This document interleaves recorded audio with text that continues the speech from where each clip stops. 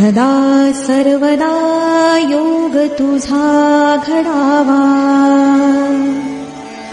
तुझे कारणी देह माझा पडावा.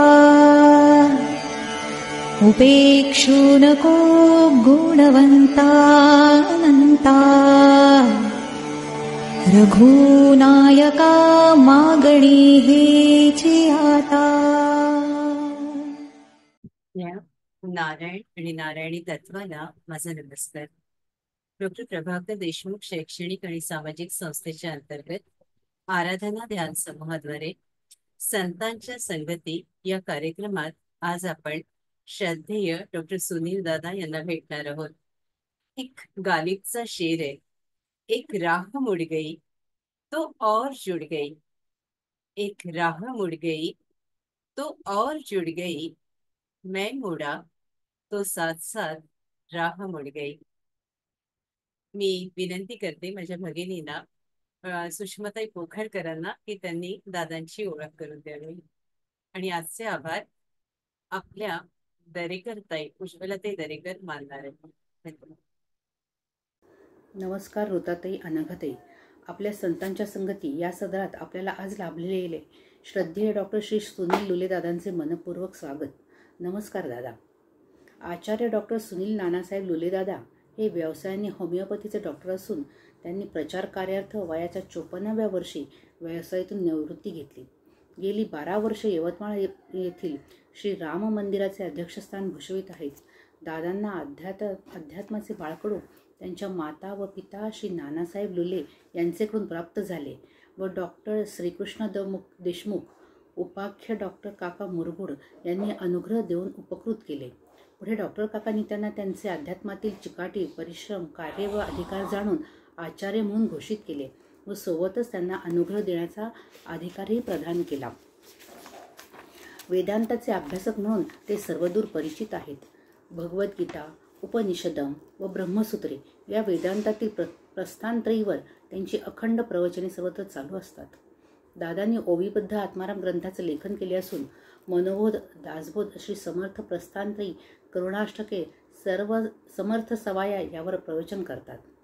महाराष्ट्रातील अनेक ठिकाणी त्यांनी साधकांना अभ्यास वर्गासाठी प्रोत्साहित केले असून गेली बऱ्याच वर्षापासून दादा अखंड अभ्यास वर्गात कार्यरत आहेत.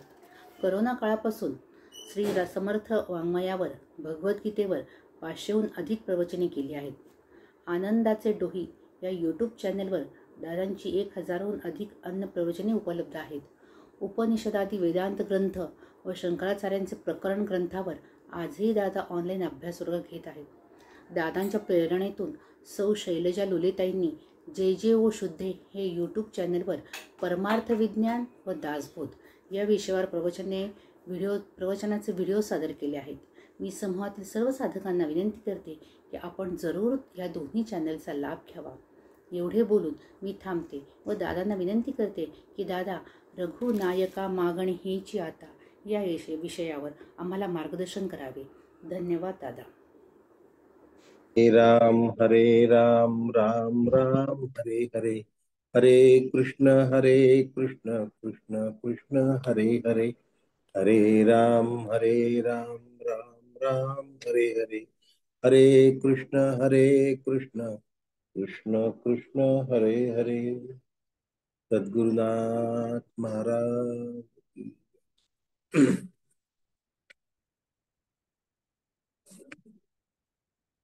श्री रामचंद्र करुणा समा,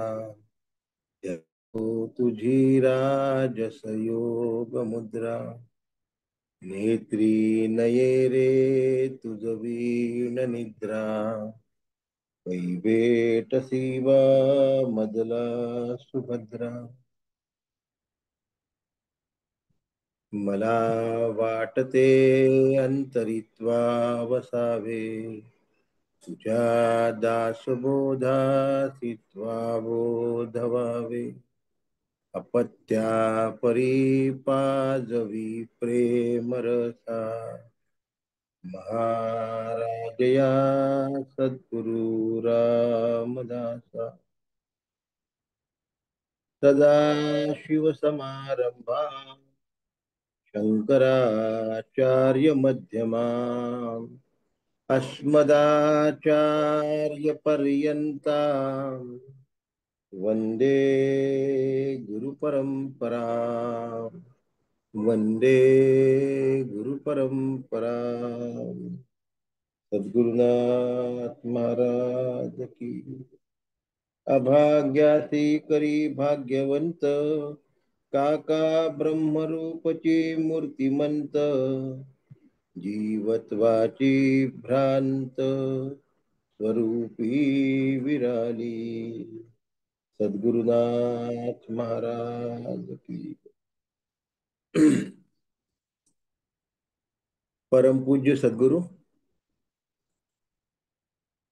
डॉक्टर श्रीकृष्ण दत्तात्रय देशमुख उपाख्य डॉक्टर काका यांच्या चरणी साष्टांग दंडवत घालतो।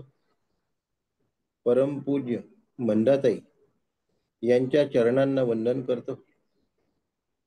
आपण सगळ्या श्रोतृ वृंदांना मी नमस्कार करतो आणि आज दिलेल्या विषयाला प्रारंभ करतो।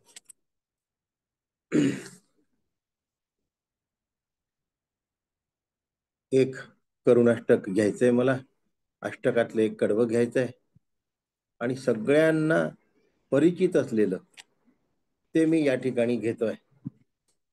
त्यामुळे मला ओवी वेगवेगळी सांगावी लागणार नाही, सगळ्यांना पाठ आहे।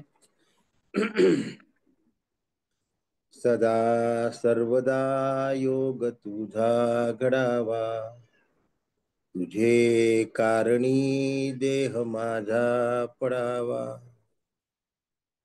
उपेक्षू नको गुणवंता अनंता, रघुनायका मागणे हेची आता।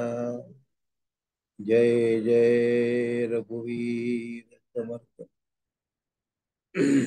यात एक पाठभेद पण आहे।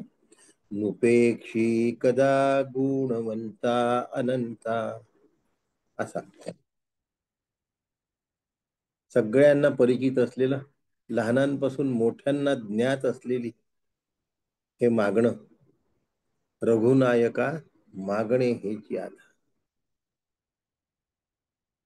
आपल्या समोर आपल्या करता आपल्या हितार्थी समर्थांनी हे मागणं मागितलंय।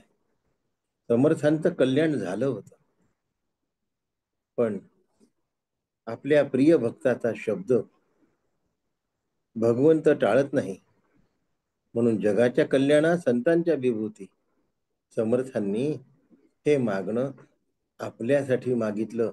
आपल्याला ही बुद्धी झाली पाहिजे की मागणं कसं मागावं, आणि मागणे हेची आता यावर आपण थोडा विचार करू। आणि आपल्या सगळ्यांच्या प्रेरणेने मला जे काही सुचेल ते सगळं तुमचं आहे एवढं लक्षात घ्या। माणूस दुर्बल असतो। माणसाच्या साह्याला नेहमी अविद्याच असते आणि त्याचा परिणाम माणसाचं सामर्थ्य कमी पडतं, माणसाचं बल कमी पडतं आणि संसारात त्याला नेहमी उणीवच भासते। पण संसारासह जेव्हा तो परमार्थात येतो तेव्हा आपलं सामर्थ्य कमी पडतं हे त्याला लक्षात येतं आणि मग ते सामर्थ्य प्राप्त करण्याचे उपाय तो शोधायला लागतो। आणि त्या उपायातला हमखास यशस्वी होणारा उपाय जर कोणता असेल तर तो आहे प्रत्यक्ष भगवंताला मागणे। समर्थांनी या श्लोकात रामरायाला प्रार्थना केली। सामर्थ्य संपन्नालाच मागायचं असतं नेहमी, दुसऱ्या कोणाला मागायचं असतं बाबा? ज्यांच्याजवळ सामर्थ्य नाही त्यांना नसतं मागायचं, रडक्या लोकांना नसतं मागायचं। देव दुर्बल घातका हा, दुःख देवाला सांगावे, सुख देवाला मागावे। माणसाजवळ देण्याची नियतही नाही आणि मागितलं तर त्याच्याजवळ ते असण्याची शक्यता पण नाही। म्हणून ध्रुव बाळ राजपुत्र असून सुद्धा भगवंताकडे मागायला, आपण जर कुठे मागायला गेलो तर तो काय म्हणेल, रेल्वेचं तिकीट काढून देता का, मग ऑनलाईन, मग आम्हाला किती द्याल. लौकिक वस्तू मागितल्या की त्या नाशवान असतात आणि त्या पुन्हा पुन्हा मागतच राहाव्या. म्हणून नेहमी अलौकिक वस्तू मागाव्यात. लौकिक मागून काय करायचंय, जे संपतं. एकदा जर पानात अन्न वाढलं तर ते संपतं, पुन्हा मागावं लागतं. पुन्हा वाढलं, त्यातल्या पुन्हा 2 जिन्नस संपतात, पुन्हा मागावं लागतं. जे संपतं ते मागण्यात काही मजा नाही. मागणं असं असावं की जे मिळाल्यानंतर कधी संपूच नये. म्हणून रघुनायका मागणे हेची आता, हेची शब्द वापरला आहे. रामचंद्राशी मागणं मागतात आहे, पण या मागण्यात तडजोड नाहीये. हे ची निश्चयात्मक शब्द आहे. हेची दान देगा देवा. ची शब्दामध्ये निश्चय आहे, लक्षात ठेवा. आणि आता शब्द समर्थांनी वापरला आहे, आता याच्याशिवाय दुसरं काहीही नको. आता विश्वात्मके देवे. आता आधी काहीतरी असण्यासापेक्ष मागणं आहे. आणि म्हणून संत वाङ्मयाचा अर्थ लावताना संतांच्या प्रत्येक शब्दांमधली शक्ती आणि युक्ती ही समजावून घेतली पाहिजे. समर्थांच्या म्हणजे संतांच्या शब्दामध्ये सामर्थ्य आहे, म्हणजे शक्ती आहे. आणि मागण्यामध्ये शरणागती असल्यामुळे युक्ती पण त्यांनीच दिलेली आहे, भगवंतांनी दिलेली. म्हणून मागणीला प्रारंभ करतो. पहिली मागणी आहे, सदा सर्वदा योग तुझा घडावा. एकूण 3 मागण्या आहेत. तुझे कारणी देह माझा पडावा. दुसरी मागणी, उपेक्षी नको गुणवंता अनंता. तिसरी मागणी, असा मला संसारातलं मागणं संपतं, म्हणून भगवंता मला तुझाच योग घडला पाहिजे. नाशिवंत नाही मला मागायचं. एक राजा होता, त्यांनी भलं मोठं प्रदर्शन भरवलं आणि म्हणलं की ज्याला जे पाहिजे त्याला हात लावा, ती वस्तू तुमची झाली. गावातले सगळे लोक आले. कोणी टीव्हीला हात लावला, कोणी फ्रीजला हात लावला, कोणी कारला हात लावला, कोणी कुकरला हात लावला, कोणी मायक्रोवेव्हला हात लावला, कोणी पंख्यांना हात लावला. एक म्हातारी आली, सगळं फिरत राहिली. आता जी वस्तू हात लावली लोकांनी, समजा फ्रीजला हात लावला, तो फ्रीज त्या माणसाला देऊन दिला. तिथे दुसरा फ्रीज आणून पुन्हा ठेवून दिला. राजाकडे काय कमी होत. ती म्हातारी सगळं फिरली आणि राजापाशी आली. राजा म्हणे, आजी तुम्ही सगळं फिरलात, कशालाच हात नाही लावला. अहो तुम्ही हात लावा, ज्याला हात लावाल ते तुमचं होईल. ती म्हणे, असं का, ठीक आहे. तिने राजाला हात लावला. आता राजाला हात लावल्यानंतर सगळ्या वस्तू तिच्या झाल्या, सगळं राज्य तिचं झालं. मागावं तर असं मागावं की जे पुन्हा संपूच नये. आणि म्हणून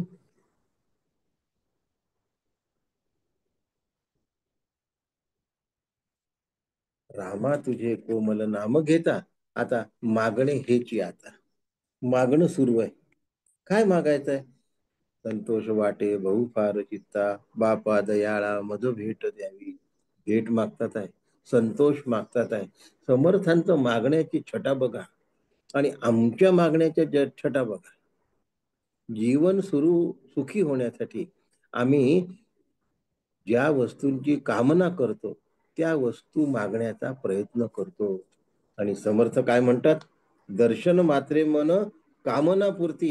मला कामना होणार नाही अशीच मागणं मागायचं, अशीच इच्छा मला हवी. म्हणजे मला कधी कामनाच करायची नाही. नाही तर आम्ही आरती करताना कामनापूर्ती म्हणजे आमच्या सगळ्या कामना पूर्ण व्हाव्या म्हणून मोठ्या मोठ्याने टाळा मारतो. तसं नाही आहे. कामनापूर्ती म्हणजे कामना निर्माणच होऊ नये, इच्छा करण्याची इच्छाच कधी निर्माण होऊ नये. आणि म्हणून जीवनात जे जे आवश्यक आहे ते भगवंतानी न मागता सुद्धा, कामना न करता सुद्धा मला दिलेलं आहे, असं ईश्वराने व्यवस्था करून ठेवली. जन्मता क्षणी आपल्याला गरज असते प्राणवायूची. प्राणवायू दिला की नाही हो, दिला. प्राणवायूच नसता दिला तर आम्ही मागितला होता का? तरी भगवंतानी दिला ना. जेवण्याबरोबर जन्म झाल्याबरोबर आईला आमच्या भोजनाची व्यवस्था भगवंतानी करून दिली. म्हणजे अन्न सुद्धा जन्म झाल्याबरोबर भगवंतानी दिलं, पाणी सुद्धा भगवंतानी दिलं, निवारा सुद्धा भगवंतानी दिला. अन्न वस्त्र निवारा भगवंतानी दिला. पोषितो जगासी एकलाची. जीवनासाठी जे जे आवश्यक आहे ते भगवंतानी दिलेलं आहे. तरी सुद्धा कामना आमची सुटत नाही. कामना ही दीर्घजीवी आहे. एका कामनेतून पूर्ण होण्यापूर्वी दुसरी कामना तयार होते. म्हणून कामना दीर्घजीवी आहे आणि मनुष्य अल्पजीवी आहे. मग या दोनचा मेळ बसू शकतो का? हो, नाही बसू शकत. म्हणून कामना मेल्यावर जे आयुष्य शिल्लक राहतं अशा व्यक्तीला जीवनमुक्त असं म्हणतात. कामना मेल्यावर लक्षात ठेवा, जे आयुष्य आहे त्या आयुष्याला जीवनमुक्त म्हणतात. कामना दीर्घजीवी असते. हो, मग केलेली इच्छा सुद्धा नाहीशी होते. अशी इच्छा करावी. इच्छाच करायची, कामनाच करायची असेल तर अशी करावी की पुन्हा माझ्या अंतःकरणात कामनाच निर्माण होऊ नये. आपण आपल्या इच्छांपेक्षा अन्य कशालाच मोठेपणा देत नाही. म्हणून आपल्यापेक्षाही आपल्या इच्छा जास्त उत्तुंग होतात, जास्त वर चढतात. असं कधी होता कामा नये. इच्छा, आपली इच्छा मेली हे आपल्याला पाहता आलं पाहिजे या जन्मी. आणि हे अंतःकरणावर कोरून ठेवावं की माझी इच्छा मेली हे मला बघता आलं पाहिजे. इच्छाच होऊ नये. ही भाजी करू नको, ती भाजी कर. ही पोळी करू नको, ती पोळी कर. हे गोड करू नको, ते गोड कर. कामना कामना कामना, इच्छा इच्छा इच्छा. सर्व इच्छांना जी मारते अशी इच्छा केली पाहिजे. गंमत सांगतो, माझा पेशा आहे. एका माणसाला खूप जेवण झालं, त्याचा त्याला त्रास व्हायला लागला. तो आला माझ्याकडे, डॉक्टर साहेब खूप खाल्लं, आता मला अतिशय त्रास होतो आहे अपचनाचा, काय करू? मी त्याला सांगितलं, औषध खा. खूप खाल्ल्यानंतर पुन्हा मी त्याला खायलाच घातलं ना. म्हणजे खाण्याने खाण्याची व्यथा दूर झाली. मी होमिओपॅथ आहे. सिमिलिया सिमिलीबस क्युरेंटर हा सिद्धांत आहे होमिओपॅथीत. मग खाण्यानेच खाण्याची व्यथा दूर केली. सगळ्या इच्छा सारख्या सारख्या वाढतात. इच्छेचं संकुल शब्द आपल्याला आवडतो. सध्या मी पुण्यात आहे. इच्छेचं संकुल, इच्छेची इमारत, इच्छेचे मजले हे किती चढतील सांगता येत नाही. आणि या इच्छांच्या संकुलाला म्हणतात भवरोग. आणि असा भवरोग घेऊन आम्ही जेव्हा गुरूंपाशी जातो, संतांपाशी जातो आणि आपल्या इच्छा आणि इच्छा अपूर्तीचं दुःख त्यांना सांगतो, तेव्हा ते म्हणतात, बाळा मुक्तीची इच्छा कर. खाण्यामुळे पोट बिघडलं, डॉक्टर म्हणतो औषध खा. संतांपाशी गेलो, इच्छा केल्यामुळे दुखणं झालं, मग आता मी काय करू? तर भगवंत संत आम्हाला सांगतात की आता कधी इच्छा होणार नाही अशी इच्छा कर. इच्छेने झालेलं दुखणं घालवण्यासाठी पुन्हा इच्छाच करावी लागते. आणि म्हणून सदा, सदा म्हणजे निरंतर, सदा म्हणजे नेहमीसाठी, सर्वदा म्हणजे पुन्हा सदा शब्दाचाच अर्थ द्विगुणित केला, दुप्पट ठसवला. आणि म्हणून सर्वदा योग तुझा घडावा. इच्छा करावी तर अशीच करावी. शबरीने केली होती बघ, राम आएंगे आएंगे राम आएंगे. रामाच्या प्रतीक्षेमध्ये, रामाच्या अव्याहत स्मरणामध्ये शबरीने आपलं जीवन ओतलंय. आम्ही नुसतं गाणं म्हणतो आणि राम आले नाही तर गाणं थांबवून देतो. शबरीने आपलं गाणं थांबवलं नाही. आणि म्हणून आमच्या गाण्याला रडगाणं म्हणतात. आणि शबजीच्या मजबूत गाण्याने राम आले आहेत, कारण तिचा सद्गुरूंवर विश्वास होता. त्यामुळे राम येईपर्यंत रामाच्या कल्पनेच्या सहवासात शबरी राहिली आणि रामाच्या सहवासातच राहिली, रामापासून दूर नाही राहिली. राम प्रत्यक्ष भेटेपर्यंतही त्यांच्या चिंतनात तुझी या वियोगे जीवत्व आले, म्हणून म्हणावं लागतं सदा सर्वदा. रामराया प्रत्यक्ष शरीर रूपाने आमच्यापाशी नसतील तरी स्मरण रूपाने असू शकतात की नाही? असू शकतात.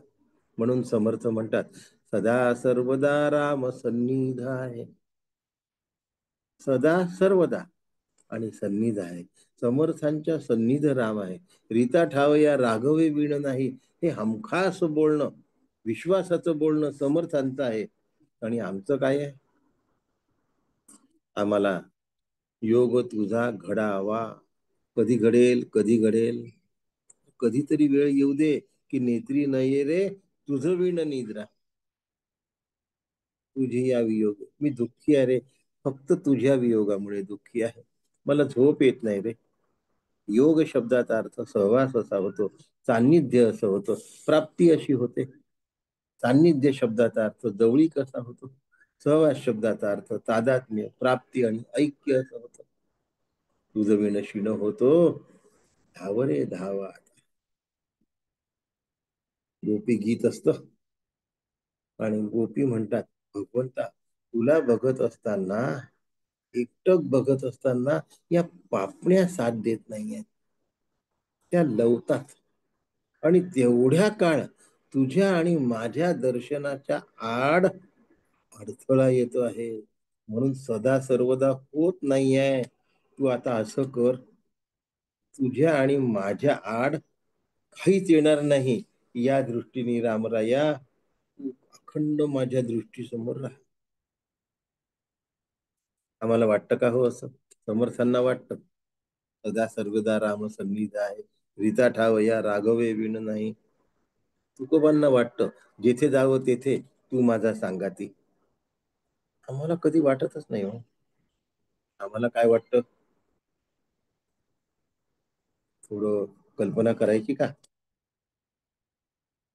लहानपणी आई वडील जवळ असावे असं वाटतं, तरुणपणी पती किंवा पत्नी सोबत असावी असं वाटतं, म्हातारपणी मुलाबाळांचा साथ असावा असं वाटतं. राम असावा असं कधी वाटलं?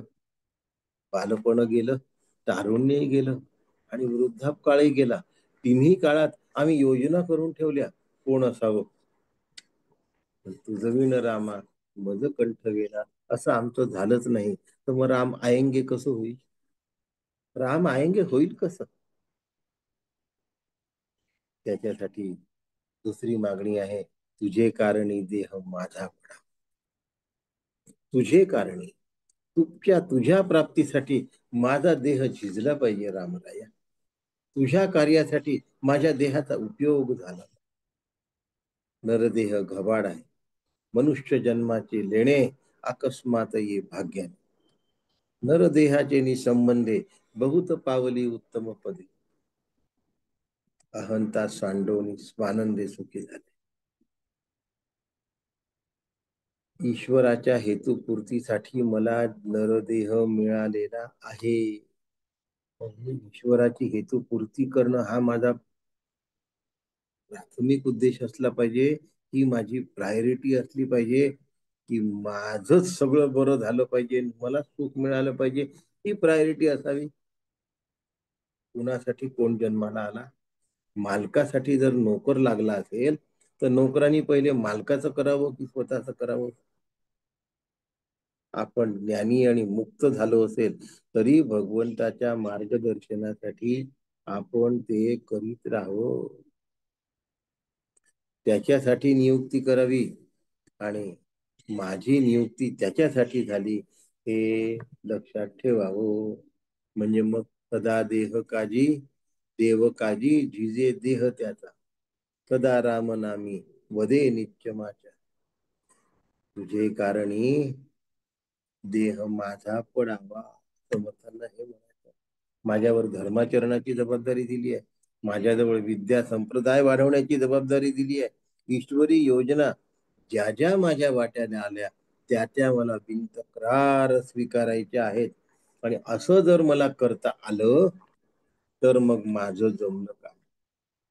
नाही तर मग राम नामे विण जे तोंड ते जाणावे चर्मकुंड. नाथ महाराज म्हणतात, नामे विण मुख ते सर्पाचे बिळ, जिव्हा नव्हे काळ सर्प आहे. नाथ महाराजांच्या हरिपाठ, एकनाथी हरिपाठात नाथ महाराजांचं एक ओवी आहे. तिसरी मागणी आहे, उपेक्षू नको गुणवंता अनंता. तुझे कारणी देह खर्ची होतो आहे, पण भगवंता मी पाहिजे तसं नाही वागू शकत. माझ्या वागण्यात अनेक चूक आहे. कसं करावं मला समजत नाही, काय करावं हेही समजत नाही, केव्हा करावं हेही समजत नाही. माझं सामर्थ्य कमी आहे आणि चुका जास्त आहे. माझ्यासारख्या अज्ञ माणसाची भगवंता तू उपेक्षा करू नकोस, उपेक्षू नको. वर्गामध्ये विद्यार्थी बसतात, काही मुलं बॅकबेंचर्स असतात, ते शेवटच्या बाकावर बसतात. त्यांचं शिक्षकांकडे फारसं लक्ष नसतं, त्यामुळे शिकवलेला अभ्यास त्यांच्या गळी उतरत नाही, त्यांच्या बुद्धीत झिरपत नाही. पण शिक्षकांचं त्यांच्याकडे फार लक्ष असतं. मग शिक्षक त्यांना बरोबर काय करतात, प्रश्न विचारतात. शिक्षक त्यांना अलर्ट करतात. शिक्षक त्यांचं इकडे तिकडे जाणारं जे ध्यान आहे ते आकर्षित करतात आणि त्यांना पुन्हा आपल्या वर्गाच्या अभ्यासाकडे ओढून आणतात. उपेक्षू नको भगवंता, तू गुणवंत आहेस, तू गुणराशी आहेस, पण माझ्यामध्ये तुझं एकही लक्षण नाही. मोठ्या माणसाच्या सहवासात लहान्याला राहावंसं वाटतं, पण लहान्याच्या सहवासात मोठ्याला राहावंसं वाटेल असं समजण्याचं काहीच कारण नाही. कारण नाहीच वाटत. चपराशाच्या बरोबर पंतप्रधानाला राहावंसं वाटेल का हो? चपराशाला पंतप्रधानाबरोबर राहावंसं वाटेल, पण पंतप्रधानाला चपराशा बरोबर राहावंसं वाटेल का? मी तुझ्यापेक्षा सर्व दृष्टीने लहान आहे. तू माझी जवळीक साधली नाहीस तर भगवंता मी तुझा पकडू शकत नाही. माझं बोट तूच धर, तू माझी उपेक्षा करू नकोस. आता पहिले आता कसं सांगितलं होतं विश्वात्मके देवेमध्ये, आता मी सगळ्या संत सभेत जाऊन आलो आहे, मी सगळे शास्त्र पाहिलेले आहेत. भगवंता मला कळलं की हे काही माझ्या बसचं काम नाही, म्हणून भगवंता आता तूच तूच मला सांभाळणार आहे. कृपा कर पण माझी उपेक्षा करू नको. संतांची उच्चिष्टे बोलता उत्तरे, कायम्या प्यामरे बोलावे ते. कोणाला मागावं रे भगवंता, कोणाला मागावं हे मला आता एवढं कळलं की सामर्थ्य संपन्न जो आहे त्यालाच मागावं. एका भिकाऱ्याने दुसऱ्या भिकाऱ्यापाशी गेल्यानंतर त्याला काही मिळणार आहे का हो? मग जगात सगळे कोण आहे आणि दाता कोण आहे? दाता एक राम, भिकारी सारी दुनिया. म्हणून वैकुंठाचं तिकीट मागायचं असेल तर रेल्वे स्टेशनला जाऊन काम होणार नाहीये. मग कुठे जावं लागेल भगवंता? तुझ्यापाशी यावं लागेल. अशा पद्धतीने या तीनही ओव्या आपण काय अर्थाने समर्थांनी घेतले आहेत हे आपण बघितलं. सदा सर्वदा योग तुझा घडावा झालं, तुझे कारणी देह माझा पडावा झालं, उपेक्षू नको गुणवंता अनंता झालं, रघुनायका मागणे हे आता हेही झालं. तुम्ही म्हणाल आता श्लोक पूर्ण झाला. आपल्याला समजेल असा अर्थ आहे. शास्त्राला काय अभिप्रेत आहे आणि समर्थांना काय अभिप्रेत आहे हा त्याच्याही पलीकडे आहे. म्हणजे ही पार्श्वभूमी झाली, ही पूर्वपीठिका झाली. आता पूर्वपीठिकेच्या पुढे आपल्याला गेलं पाहिजे आणि पुढे जात आपल्याला कार्य केलं पाहिजे. आणि असं कार्य काय म्हणायचं आहे त्यांना हे आपल्याला लक्षात आलं. आणि म्हणून या ठिकाणी सांगतात की या विश्वात सृष्टी निर्माण झालेल्या जगतात जेवढे पदार्थ आहेत, जे काही परिचयाचे आहेत, त्या सर्व पदार्थांना 3 मर्यादा आहेत. कारण आपण मागतोय रामरायाला, आणि रामराया मिळेल कसा? रामरायाला मागायचं कसं? रामराया आहे कसा? हे आम्हाला कळलं पाहिजे ना. नाहीतर काय म्हणायचं त्याला, हात समोर केला आणि वस्तू गरम आहे, हातात पडल्याबरोबर हात भाजेल आपण सोडून. आणि म्हणून 3 मर्यादा आहेत. त्या मर्यादेला परिच्छेद असं म्हणतात. एकाला म्हणतात स्थल परिच्छेद, दुसऱ्याला म्हणतात काल परिच्छेद, आणि तिसऱ्याला म्हणतात वस्तू परिच्छेद. स्थल परिच्छेद शब्दाचा अर्थ जागेची मर्यादा आहे. आपलं शरीर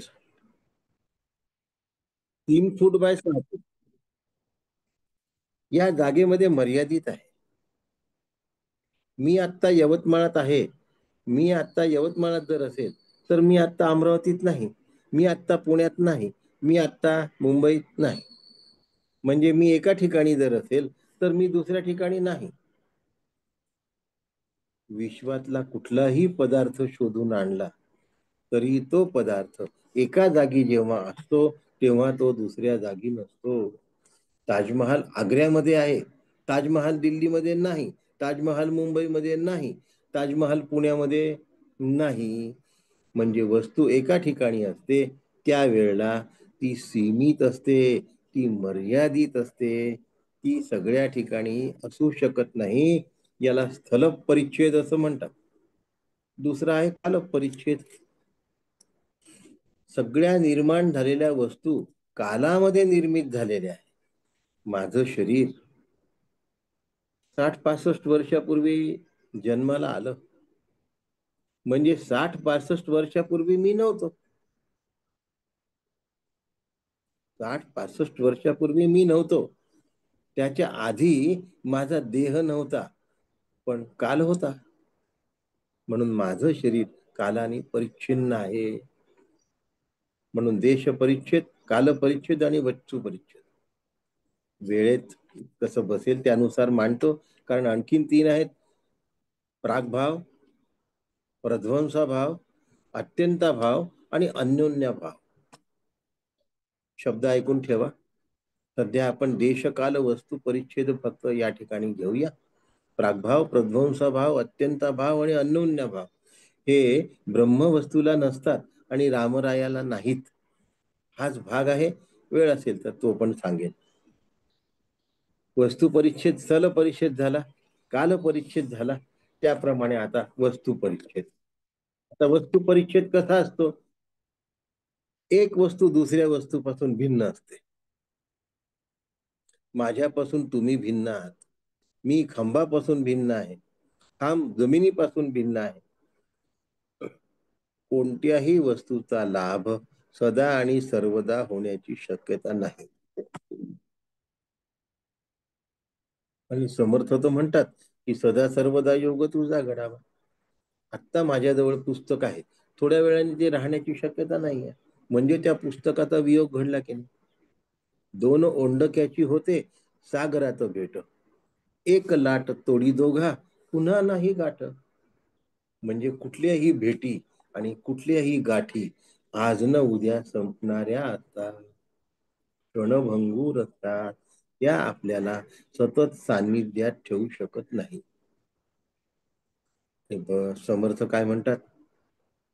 सदा सर्वदा योग तुझा घडावा. मग अखंड सान्निध्य हवं आहे. मग आता भगवंत हे असं तत्व आहे की ते सर्व व्यापक आहे. सर्व व्यापकत्व हा रामरायाचा, भगवंताचा धर्म आहे. रामराया यवतमाळात आहेत, त्याच वेळी रामराया पुण्यात पण आहेत, त्याच वेळी रामराया मुंबईत पण आहेत, त्याच वेळी रामराया परदेशात पण आहेत, त्याच वेळी रामराया सर्व ब्रह्मांडामध्ये व्याप्त आहेत. म्हणजे रामराया इथे आहेत आणि तिथे नाही असं नाही. आणि जे सर्व व्याप्त असतं ते मला सर्व काळ मिळू शकतं. म्हणून परमात्म्याचं हे लक्षण आहे. आणि म्हणून परमात्म्याला स्थानभेद परिच्छेद नाही. परमात्म्याला वस्तू परिच्छेद नाही. परमात्म्याला स्थल परिच्छेद नाही. परमात्म्याला काल परिच्छेद नाही. परमात्म्याला प्रागभाव, प्रध्वंसभाव, अत्यंताभाव आणि अन्योन्याभाव नाही. प्रागभाव म्हणजे थोडक्यात सांगून देतो, नाही तर शब्द वापरले आणि आम्हाला सांगितलंच नाही असं वाटायला नको. निर्मितीच्या पूर्वी जी वस्तू नसते त्याला प्रागभाव असतो. पण ब्रह्म निर्मितीपूर्वी, जगत निर्मितीपूर्वी पण होतं, म्हणून ब्रह्माला प्रागभाव नाही. प्रध्वंसाभाव, नष्ट झाल्यानंतरही ब्रह्म असतं, पण घट नष्ट झाल्यानंतर नसतो, म्हणून ब्रह्माला प्रध्वंसाभाव नाही. नंतर अन्योन्याभाव, ताजमहल एका ठिकाणी आहे, दुसऱ्या ठिकाणी नाही. भगवंत सर्व ठिकाणी आहे, म्हणून अन्योन्याभाव पण भगवंताला नाही. अत्यंताभाव, एखादी गोष्ट नसतेच, सस्याचे शिंग, पण भगवंत नाही असं कधी होत नाही, म्हणून भगवंताचा अत्यंताभाव सुद्धा नाही.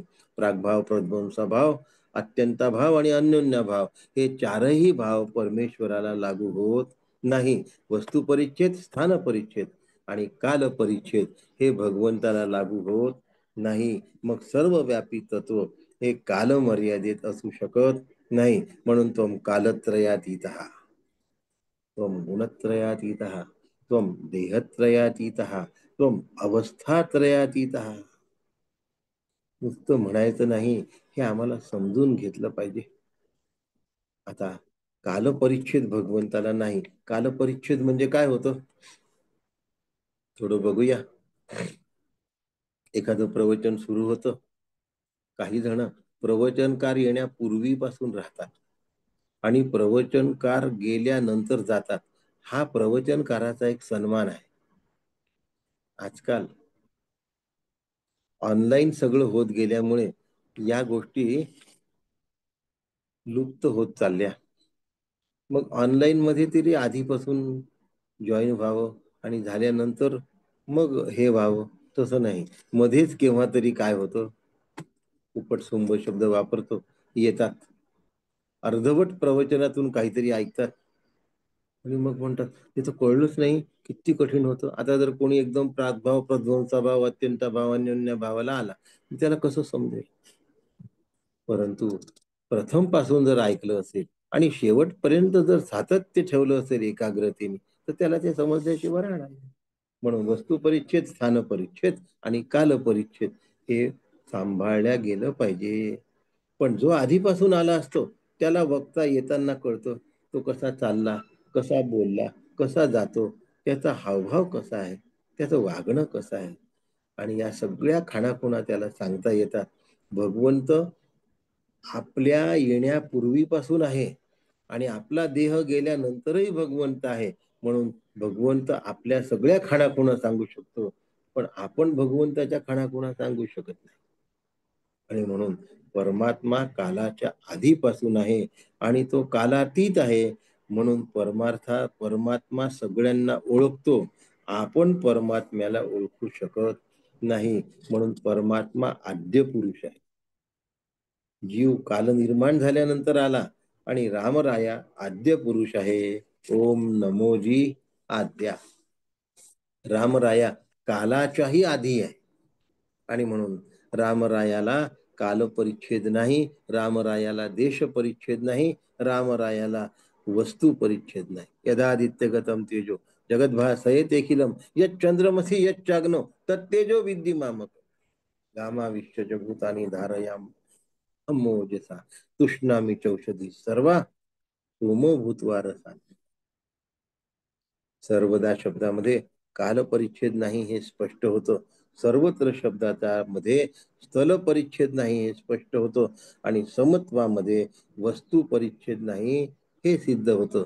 सर्वत्र सदा सम विभाग अधमोत्तम मतिवशे संभ्रम विवंचिती. परमात्मा परिच्छेद शून्य आहे, म्हणून त्याचा आणि माझा योग येऊ शकतो. सदा सर्वदा योग तुझा घडावा, म्हणून तुझा आणि माझा योग येऊ शकतो भगवान. नाही तर नसता आला. बाकी वस्तूंसारखा जर तू असता तर तुझा आणि माझा योग नसता आला रे भगवान. मग आता भगवंत सदैव आहे, तो माझ्या पूर्वीही होता आणि नंतरही राहणार आहे, पण मी असताना मला भगवंत का दिसत नाही, असाही एक प्रश्न निर्माण होतो. मग योग घडावा सदा सर्वदा, योग तुझा घडावा असं का म्हणावं लागतं मला? याचं कारण त्याच्या आणि माझ्या योगाच्या मध्ये काहीतरी आलंय. त्याच्या आणि माझ्या योगाच्या मध्ये काहीतरी आलेलं आहे. काय आलाय हो त्याच्या आणि माझ्या योगाच्या मध्ये? हाच मोठा प्रश्न आहे. काहीतरी आल्याशिवाय असं होऊ शकत नाही. मी तुम्हाला मोबाईलवर दिसतो आहे, बरोबर. आता एक वस्तू आड आलेली आहे. आता मी तुम्हाला दिसत नाही, म्हणजे तुमच्या आणि माझ्यामध्ये कुठली तरी एक वस्तू आड आली आणि त्या वस्तूनी मला झाकलेलं आहे. म्हणजे भगवंत आहे, मी पण आहे, पण मला भगवंत दिसत नाही, म्हणजे आमच्यामध्ये काहीतरी आड आलेलं आहे. सूर्य चकाकतोय आणि माझे डोळे उत्तम आहेत, मी त्याच्याकडे बघतो आहे, तरी सुद्धा मला सूर्य दिसत नाही. मला काळे कुट्ट ढग दिसतात आहे. आता हे ढग सूर्याच्या प्रकाशाने दिसतात आहे मला, पण मला सूर्य नाही दिसत, कारण आड आलेला प्रतिबंध. आणि असे जे प्रतिबंध असतात त्या प्रतिबंधाला मोह असं म्हणतात. परमात्म्याचा नित्य योग येण्याच्या आड जर काही आलं असेल तर तो मोह असतो. विवेकाच्या साह्याने त्या मोहाला हटवता येतं, वाऱ्याच्या साह्याने ढगांना घालवता येतं. म्हणजे मग अनुभूती स्पष्ट होते. एखादा दिवा आहे आणि मी आहे, त्याच्या आड जर हात केला तर दिवा मला दिसणार नाही. दिव्याचा अखंड योग असून सुद्धा मला तो दिसत नाही, कारण हाताचा प्रतिबंध आलाय मध्ये. तसा आसक्ती आणि अहंकार नावाचा प्रतिबंध आला आणि त्यांनी ग्रहण लागलं आणि मला रामराया दिसत नाही. रामराया सदा सर्वदा त्याचा योग मला घडत नाही, कारण प्रतिबंध. बरं, त्याचा वियोग आहे का? वियोग असण्याची शक्यता नाही, कारण तो उपलब्ध आहे. मग अडचण काय आहे? देवा, तेवढी अडचण तू दूर कर. माझ्याच्याने होत नाही यार, मला हे काम फार कठीण होत. मग आता ही आसक्ती, हा अहंकार कशामध्ये येतो? ही आसक्ती अहंकार येतो प्रपंचामध्ये. मग आता या प्रपंचाला काढून टाक. अरे नाही, ते शक्य नाही. प्रपंचाला काढणं शक्य नाही, म्हणून मग प्रपंचापासून मी स्वतःला काढलं पाहिजे. प्रपंच तर निघू शकत नाही, हे जगत नाही निघू शकत. मग या जगताच्या सत्यत्वापासून मी स्वतःला काढलं पाहिजे. खूप समोर दूरपर्यंत रस्त्यावर काटे आणि काच लागले. रस्ता पूर्ण काटे आणि काचाने लदबदलेला आहे आणि त्या रस्त्यावरून मला चालायचं आहे. मग आता मी काय करायला पाहिजे? संपूर्ण जो रस्ता आहे कित्येक किलोमीटरचा, त्याच्यावर मी चामडं अंथरलं पाहिजे. आता एवढ्या किलोमीटरचं एकसंध चामडं मिळणार आहे का हो? नाही ना. मग त्यामुळे माझ्या पायात काच जातील, काटा जाईल. मग एवढं मोठं चामडं रस्ताभर पसरवण्यापेक्षा आपल्या पायाभर चप्पल घालायची, बूट घालायचा. आता माझ्या पायात मी बूट घातल्यानंतर काटे असो की काच असो, मला त्रास होणार नाही. तसं या सगळ्या प्रपंचाला बाजूला लोटण्यापेक्षा, प्रपंचाचा अडथळा दूर करण्यापेक्षा मी प्रपंचापासून स्वतःला बाजूला केलं, काम सोपं झालं की नाही? याला वैराग्य म्हणतात. वैराग्य म्हणजे काय असं खूप कठीण असतं का? पण नेमकी भीती आम्हाला वैराग्याचीच वाटते. अरे बापरे वैराग्य, अरे बापरे शमदम, अरे अरे बापरेचं काय? अहो, ऑफिसमध्ये काम करता करता 8-8, 10-10 तास काम करतो. माझा पेशा वैद्यकीचा होता, म्हणून तुम्हाला सांगतो, कॉम्प्युटरवर काम करणारी जी काही लोक आहेत, आय टी म्हणतात, या लोकांचा मानेचा त्रास आणि कमरेचा त्रास इतका जास्त प्रमाणात आहे. आणि दृष्टीदोष, की त्यांनी ते त्रासून गेलेले आहेत, तंग आलेले आहेत, पण काम करावंच लागतं कॉम्प्युटर. असे अडथळे असतात बघ. मग आता तरी आम्ही करतोच की नाही हो काम पगारासाठी, संसार सुखाचा व्हावा म्हणून. मग तो संसार सुखरूप व्हावा आणि जन्म सफल व्हावा म्हणून वैराग्य मिळवलं तर काय हरकत आहे. विवेकाचा वापर करून घेतला तर काय हरकत आहे. विवेक काय आहे, वैराग्य सांगितला. वस्तू जोपर्यंत दोन आहेत तोपर्यंत त्यांच्या अनुभूतीमध्ये अडथळा येण्याची शक्यता खूप आहे. किती तुम्ही एक दुजे केली म्हणा, पण दुजे आहे ना, दुजे आहे म्हणजे कधीतरी समोर असणार आणि कधीतरी नसणार. मग समोर नसला की आम्हाला तो जो दुजा आहे त्याचा विरह असह्य होतो, आणि सारखा जर तो समोरच असेल तर त्याचं असणं कंटाळवाणं होतं. मग आता विरहही नको वाटतो आणि असणंही कंटाळवाणं होतं. आता पर्याय नाही उरला. पण भगवंताच्या बाबतीत असं नसतं. तिथे दोनपणाने भगवंत भेटत नाही, भगवंत ऐक्यत्वाने भेटतो. हे भगवंता, तू मला तुझ्याशी एकरूप करून घे. आणि एकरूप झाला की वियोगाचा संबंधच नाही, वियोगाची शक्यता नाही. म्हणून समर्थांनी म्हटलंय, सदा सर्वदा योग तुझा घडावा. आणि तुझा न माझा योग आहेच. मग आता मधला प्रतिबंध दूर कर बघ. आणखीन एक प्रतिबंध अहंकाराचा असतो, कर्तृत्वाचा असतो, ज्ञानाचा असतो. मोक्षाचा प्रतिबिंब बंध मोक्षाच्या आड ज्ञानाचा असतो. म्हणून संपूर्ण परमार्थ हा प्रतिबंध मुक्त जर करायचा असेल तर परमार्थाचं रूपच आहे प्रतिबंधाचं निवारण करणे. ज्यांनी प्रतिबंधाचं निवारण केलं त्याचा परमार्थ साधला म्हणून समजा. मग प्रतिबंधाचं निवारण करणं याला साधना असं म्हणतात. आता प्रतिबंध शब्दाचा अडचण असा अर्थ होतो. चला मग आपण जाऊ शिवगडला, आपण गुरूंकडे जाऊया. आत्ता कुठे हो, या वेळेला कसं जमणार आहे, पुढच्या महिन्यात बोला. मग पुढच्या महिन्यात सुट्टी नाही, त्याच्या पुढच्या महिन्यात पाहू, त्याच्या पुढच्या महिन्यात अहो वास्तूला जायचंय, आता अजून पुढे पाहू. म्हणजे आमचे जे प्रतिबंध आहे ते संपतच नाही. मग हे संपण्यासाठी काय करावं, भगवंता तुझे कारणी देह माझा पण, तुझा अखंड संयोग होण्यासाठी मग मी जे जे काही करतोय ना ते तुझ्यासाठी. म्हणून कर्म मार्गाचं अनुकरण करायचं आणि धर्माचं पालन करायचं. याने चित्ताची शुद्धी होईल आणि भगवंताकडे जाण्याची तळमळ निर्माण. या तळमळीमुळे मी कधी भगवंताला बघतो असं वाटेल. म्हणजे भगवंताला बघितल्याशिवाय चैन पडणार नाही, उपासना घडेल. उपासना घडायला लागली की भगवंताकडेच बघावं असं वाटतं आणि चित्त त्याच्यावर स्थिर होतं. त्यावेळेला ज्ञान होतं आणि मग त्याच्याशी माझं ज्ञानाने ऐक्य. जोपर्यंत जीवनामध्ये कर्माचं आधिक्य आहे तोपर्यंत तो कर्म करणारा आहे. त्यानंतर उपासनाच करणारा आहे. पहिले 6 अध्याय कर्मपर, नंतरचे 6 उपासनापर, नंतरचे 6 ज्ञानपर.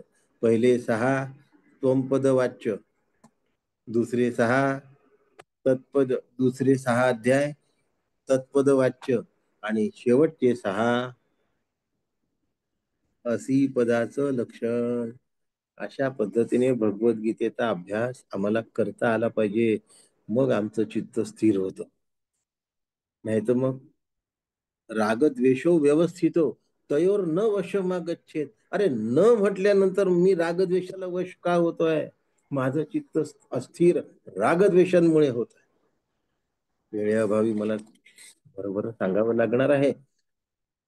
म्हणून उपासना करायची आणि प्रेमाचं आधिक्य वाढवायचं, चिंतनाचा जोर वाढवायचा आणि भगवंताशी एकाकार व्हायचं. म्हणून कर्माचं आधिक्य असेल तर माणूस अवताराशी जुळतो, प्रेमाचं आधिक्य असेल तर ईश्वराच्या आराधनेशी जुळतो आणि ज्ञानाचं आधिक्य असेल तर तो ब्रह्मचिंतनात मशगूल होतो, आनंद मिळवतो. कर्माने पूजावा, मग प्रेमाने पूजावा, आणि मग ऐक्याने पूजावा म्हणता येत नाही, ऐक्य रूप व्हावा असं म्हणतो. उपेक्षू नको गुणवंता. ईश्वर गुणवंत आहे, तो सर्व शक्तिमान आहे, तो सर्वज्ञ आहे, तो सर्व व्यापक आहे. आणि समर्थांचं रामरायावर अत्यंत प्रेम आहे. उत्तम पुरुषस्त्वन्य परमात्मेत्युदारुता यो लोकत्रयमाविष्ट बिभर्ते व्यय ईश्वरा. समर्थांचं अतिशय रामावर प्रेम आहे. ब्रह्मवस्तूला ईश्वर म्हणणं हे ब्रह्मवस्तूचं अवमूल्यन करणं आहे. पण तादात्म्य हे निरुपाधिकाशी होतं, उपाधिकाशी तादात्म्य कधी होऊ शकत नाही. म्हणून सगुण परमात्मा पूर्ण काळ उपयोगाचा नाही. शेवटची छटा जर पूर्ण व्हायची असेल तर ब्रह्मवस्तूशी ऐक्य झालं पाहिजे. म्हणून उपेक्षू नको गुणवंता अनंता म्हटलं आहे. आतापर्यंत गुणवंत म्हटलं, गुणवंत आहे तोवर तो ईश्वर आहे, पण अनंत आहे इथे ब्रह्म झाला. सत्यम ज्ञानम अनंतम ब्रह्म श्रुतीवचन. म्हणून अनंत शब्द हा ब्रह्मवाचक आहे. निर्गुण, निरुपाधिक, अव्यक्त असा आहे. आणि त्या ब्रह्माशी ऐक्य साधायचं आहे. सगुणाशी प्रेम असतं, पण कामनायुक्त जे प्रेम आहे त्याला प्रेम म्हणत नाही. ज्या प्रेमात कामना नसतात ते खरं प्रेम असतं. सात्वस्मिन परम प्रेम स्वरूप हा अमृत स्वरूपाचे. आम्ही काम सोडला तर देवासाठी वेळ मिळतो. आमचा फोन जर एंगेज असेल तर आम्हाला दुसऱ्याची कॉल नाही येत. तसं तुकोबा म्हणतात, काम नाही काम नाही झालो पायी रिकाम. काम शब्दाचा अर्थ इच्छा असा होतो. आणि रामचिंतनाला जर सवड मिळायची असेल तर इच्छेचं प्राबल्य संपलं पाहिजे. मग आता कामना संपली पाहिजे की नाही संपली पाहिजे, आमचा फोन एंगेज होणं थांबलं पाहिजे की नाही. आणि म्हणून रघुनायका या ठिकाणी अवताराचा निर्देश केला आहे. आता ईश्वराला कुळ नसतं, पण अवताराला कुळ असतं. अवतार खूप सोपा आहे. अवतारापाशी आपण लवकर जाऊ शकतो. आमच्या जवळचा आहे, आमच्या सारखा दिसणार आहे. म्हणून तुकाराम महाराज म्हणतात, आता होऊनी परिमित. अर्जुन म्हणतो ना, दृष्टम स्वजनम. भगवंता, आता तुझी जी दृष्टी आहे ना, दिव्य दृष्टी, बस आता ती काढून घे आणि तू मला पुन्हा पूर्वीच्या रूपात दिस. हे तुझं जे विराट रूप आहे ना, हे मला बघवत नाही. अर्जुनासारखा महाबाहो म्हणतोय, महाबलवान महारथी म्हणतोय. तसं भगवंताचं अवताराचं रूप आमच्यासाठी उत्तम असतं. आणि तिथे समर्थ मागणी करतात की तू कित्येकांना उद्धारलं, तसाच माझ्या एकाचा सुद्धा उद्धार तू कर. मग आता या अवताराला अयोध्येचा राजा म्हणावं, याला कौसल्यानंदन म्हणावं, त्याच्या चरित्राची गाथा गावी, त्याचं कौतुक करत राहावं. आणि असं मनापासून केलं की तो एक दिवस कानात सांगतो, मी दशरथ नंदन नाही बरं का, मी कोण आहे. रमते इति राम, हा सर्व व्याप्त असलेला राम आहे. त्याचं नाव अनंत आहे. गुणवंता अनंता. आणि त्या अनंताचं माझं ऐक्य झालं पाहिजे. त्यासाठी सद्गुरूंच्या सहवासाची नितांत गरज आहे. दोन मुली पाण्याच्या काठावर होत्या. त्यांना थोडं थोडं थोडं थोडं पाण्यात जाता आलं, पण जोपर्यंत प्रशिक्षक त्यांना शिकवत नाही तोपर्यंत त्या खोलामध्ये त्या जाऊ शकल्या नाही. आणि त्या खोलामध्ये जायचं आहे म्हणजे गुणवंतावरून अनंतापर्यंत वाटचाल करायची आहे. आणि म्हणून रघुनायका मागणे हे जी आता देव तूच शकतो लक्षात ठेव. आणि जर तू देऊ शकतो आहे तर मागायचं तुझ्याच पाशी आहे मला. तू सर्व देतो, सर्वम ददाती ती सर्वदा, आहे की नाही. आपण अशी फोड त्याची जर करून घेतली तर आपल्या लगेच लक्षात येईल की जो आपल्याला सर्व देतो तो सर्वदा. कृष्णाला आपण कृष्णा म्हणतो की नाही हो, रामाला आपण रामा म्हणतो की नाही हो, मग सर्व देणाऱ्याला सर्वदा म्हणतो आपण. यम यम पश्यति तस्य तस्य पुरतो मा गृहीती नव्हत. सर्वदा हे रघुनायकाचं विशेषण आहे. त्याच्याजवळ आम्ही मागायला निघालो. भलत्या पुढे तोंड वेंगाडून जगण्यात काही अर्थ नाही. यम यम पश्यति तस्य तस्य पुरतो मा गृहीती नव्हत. सुभाषित एकच वचन सांगतो, कारण रे रे चातक सावधान मनसापासून सुरुवात आहे त्याची. हे चातका, अरे इकडे तिकडे कुठे पाहतोय? त्या ढगाकडे बघ, तोच तुझी तहान भागवणारा आहे. केचिद वृष्टी भिराद्रयंती धरणी गर्जंती केचिद रुमा यम यम पश्यति तस्य तस्य पुरतो महाबृही नंबच. सगळ्याकडे नुसत्या गडगडाट करणाऱ्या ढगांकडे पाहून तुला खऱ्या अर्थाने तृषांत करणाऱ्या ढगांकडे बघ. तो आहे अनंत. गुणवंतावरून आता कुठपर्यंत उडी मारली? अनंत. आणि म्हणून रघुनायका, मी बोलवण्यावर तू आला पाहिजेस. तू नक्की ये, कारण तातडीने धावून तूच येऊ शकतो. का बरं तातडीने येऊ शकतो? तू सर्व व्याप्त आहेस म्हणून. इथे आठवण केली तर तू इथेच आहे ना. हो, या खंबातही भगवंत आहे का? प्रल्हाद म्हणला त्याच्यात नाही असं कोणी सांगितलं? त्याच्यातही आहे. हिरण्यकश्यपूला वाटलं की भगवंत कुठेतरी आकाशातून येईल आणि कुठेतरी हिमालयातून येईल. प्रल्हादाला माहित होतं तो सगळीकडे आहे. येईल का? खंबात असेल का? नक्की नसायला काय झालं? नसायला काय झालं या खंबामध्ये? म्हणून बोलवलं की तो तत्काळ येतो. त्याला यायला तिकीट काढावं लागत नाही, एंगेज आहे असं म्हणावं लागत नाही. पण तो सर्वत्र आहे एवढी श्रद्धा माझी असली पाहिजे. तो आहे हे श्रद्धेचं पहिलं अंग आहे. हाक मारली की येतो हे श्रद्धेचं दुसरं अंग आहे. आणि मी हाक मारली की तो माझ्यासाठी नक्की येणार यात शंका नाही, हे श्रद्धेचं तिसरं अंग आहे. एवढा विश्वास माझ्या अंतःकरणामध्ये श्रद्धेने दृढ झाला पाहिजे. आणि असा दृढ झालेला विश्वास आम्हाला रामरायाप्रत घेऊन जातो. म्हणून सदा सर्वदा योग तुझा घडावा, तुझे कारणी देह माझा पडावा. पेक्षू नको गुणवंता अनंता, रघुनायका मागणे हेची आता. आपल्या सगळ्यांना रामस्वरूप आपण सर्व श्रोते मंडळींना वंदन करतो आणि थांबतो. राम कृष्ण हरी. नमस्कार दादा, खूप छान बोललात आपण. रघुनायका मागणे ह्याची आता. मी उज्ज्वला त्यांना विनंती करते की त्यांनी पुढचा संवाद साधावा. नमस्ते दादा. नमस्कार.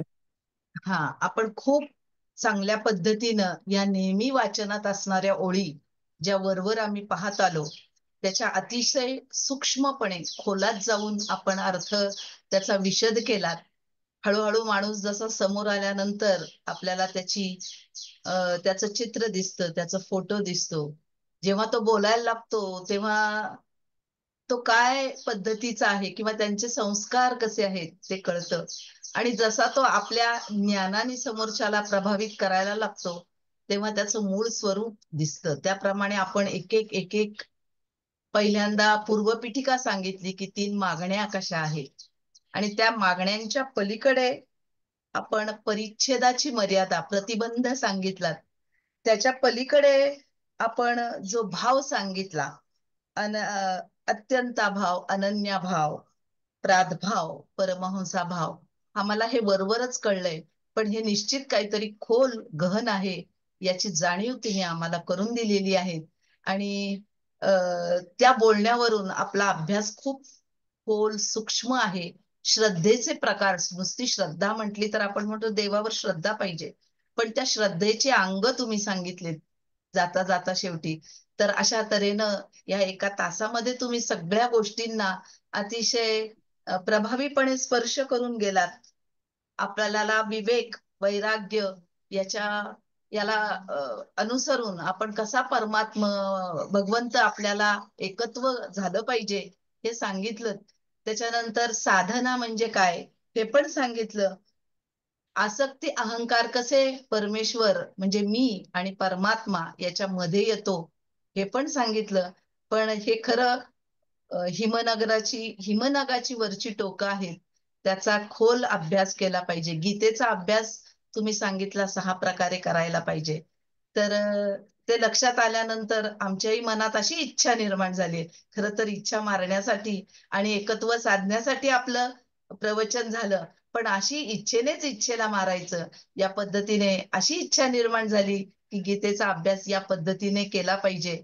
खरोखर आपल्याला या खूप धन्यवाद. या समूहातर्फे मी आपले आभार व्यक्त करते. आपल्या ऋणात राहू इच्छिते. पुन्हा केव्हा आलात तर आणखीन सखोल आपण याचं प्रवचन सांगावं अशी इच्छा मनात धरते आणि इथेच थांबते. खूप खूप धन्यवाद.